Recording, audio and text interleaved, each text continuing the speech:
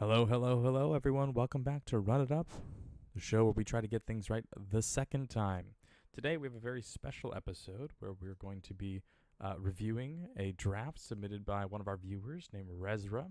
And as you can see up here at the top, we've got a record of 7-1, so this is going to be a best of one draft on Arena on the ladder. However, we can also see here a pack one, pick one bomb with a Zoni center of the web. Super good card.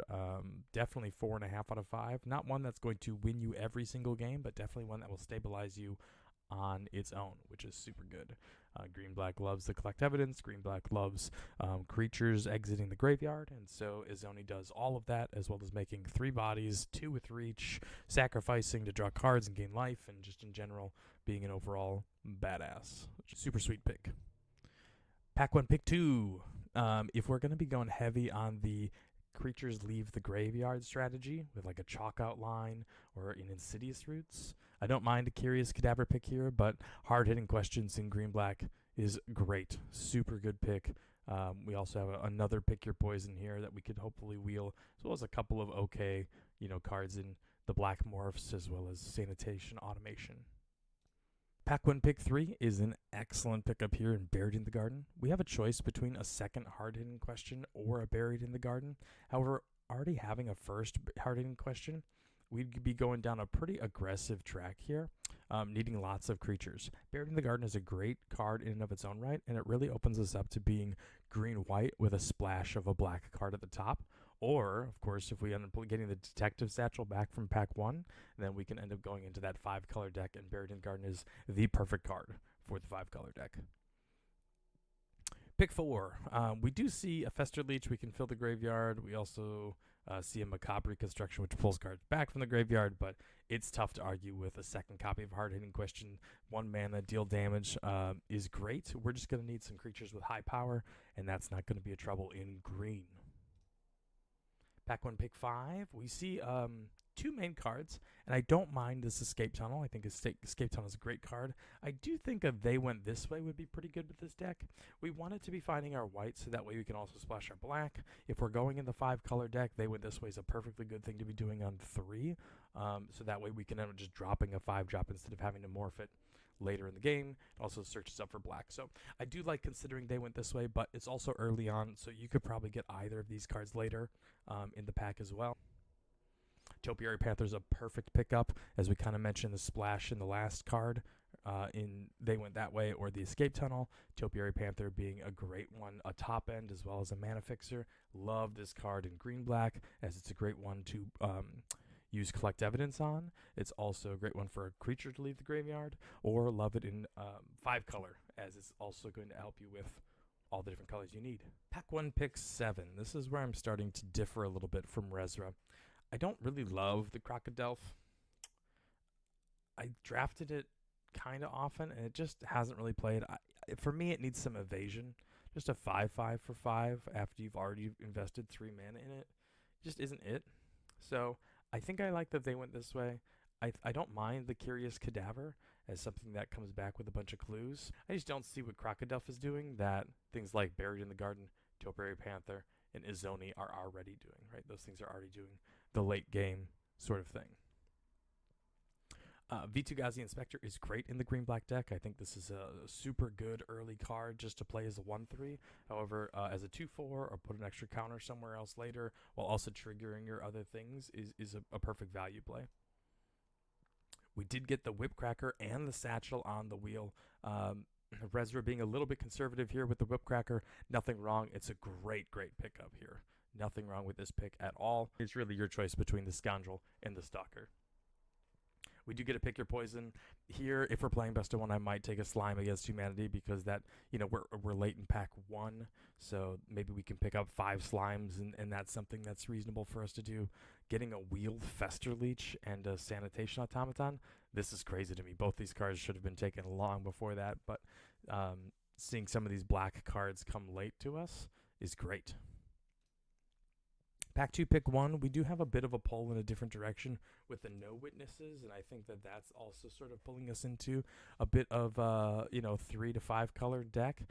Makeshift Binding, also a great card. Tunnel Tipster, certainly something reasonable here, but No Witnesses is a bomb.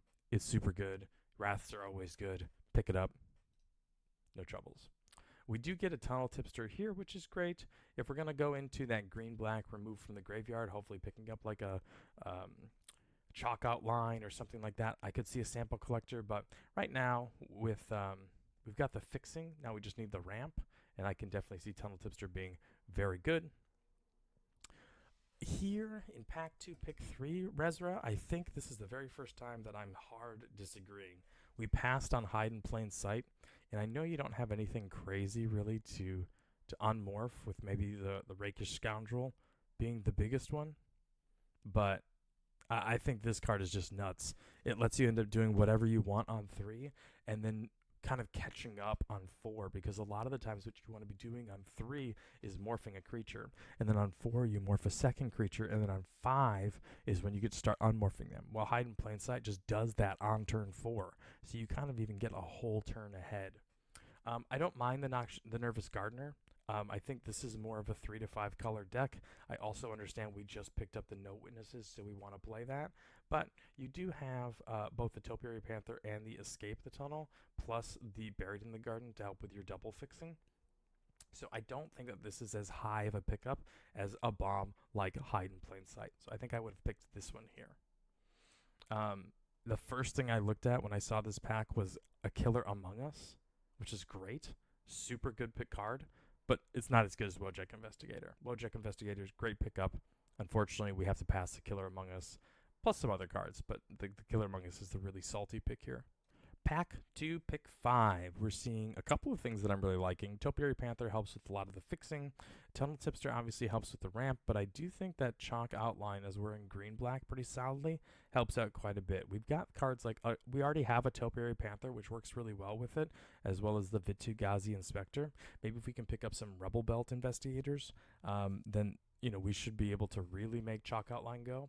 I don't hate a Tunnel Tipster pick. We already have one, and as of right now, we're kind of just ramping to one singular card, Izoni, and I think I'd like a second value engine in this Chalk Outline. So this would be the card that I would pick here, but Tunnel Tipster, very respectable.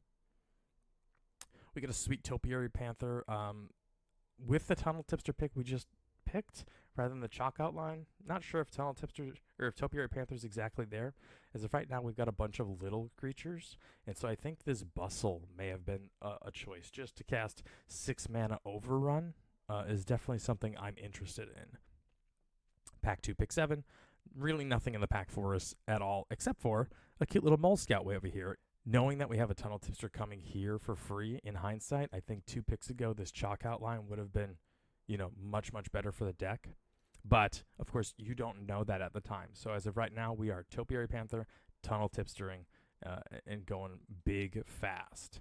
We do get another Escape Tunnel, so Pack 1, where we might have been able to pick up the They Went This Way over the Escape Tunnel. That might have been a little bit better, but, it's really tough to tell. Those could be a horse apiece.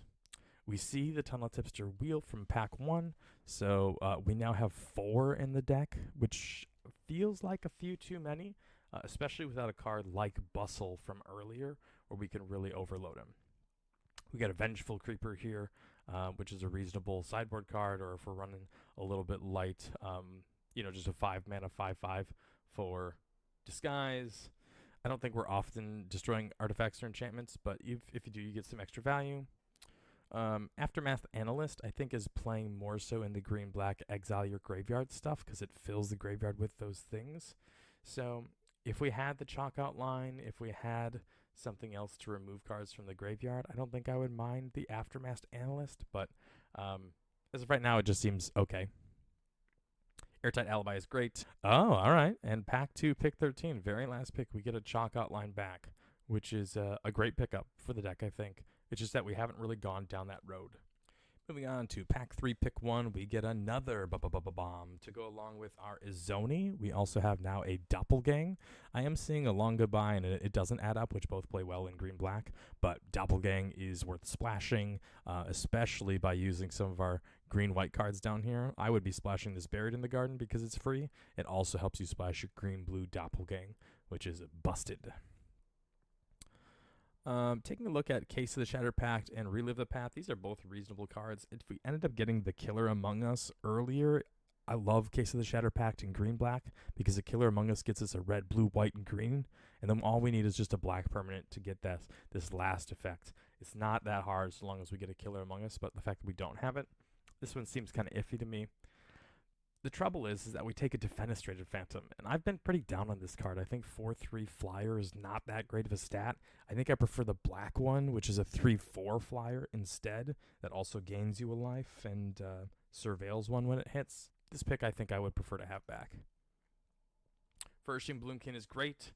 Unfortunately, we didn't end up getting the Hide in Plain Sight, which Flourishing Bloomkin loves Hide in Plain Sight, meaning you can cloak it on the battlefield with the card and flip it up for 2 instead of 5. But it's a great card. I think we're playing somewhere around 7 or 8 forests in this deck so far, along with the 2 escape tunnels. So having this be a 2-mana 5/5 pretty easily is awesome. We've got Illicit Masquerade, Pack 3, Pick 4, which I think is a great card. Another Get a Leg Up is fine. And then, of course, Topiary Panther is fine. But this Sumala Sentry, as we look down at the deck, we've got a couple of these morphs which have been particularly strong. And then we also have 4 Tunnel Tipsters. So we really want to be putting creatures on the battlefield with Disguise to really pump up these tipsters. And this is just another payoff. We're already going to be in white due to these sideboard cards down here. Wojek Investigator, No Witnesses, and Buried in the Garden. So this is a great gold card. A little bit early on the curve for gold card for me, but nothing wrong with that at all. Pack 3, Pick 5. Seeing a third Topiary Panther is good, and it helps with fixing, and it's late. But I think I really like the Rubble Belt Maverick if we're going to be playing the Chalk Outline. We don't really have too many things to go down that way, and we've also sort of passed the 3/1 flyers in blue-black. So maybe Rezra's sort of, said that the dream of a Chalk Outline isn't going to happen. But I do think that this Rubble Belt Maverick to help fix your colors, as well as potentially come back and give you a Chalk Outline trigger, is going to be a little bit better than your third copy of Topiary Panther. Pack 3, Pick 6. We see both a Chalk Outline and an Insidious Roots. Unfortunately, that's the payoff for the Creatures Leaves the Graveyard strategy, which I don't think we've gone down the road. So it definitely was here in the draft.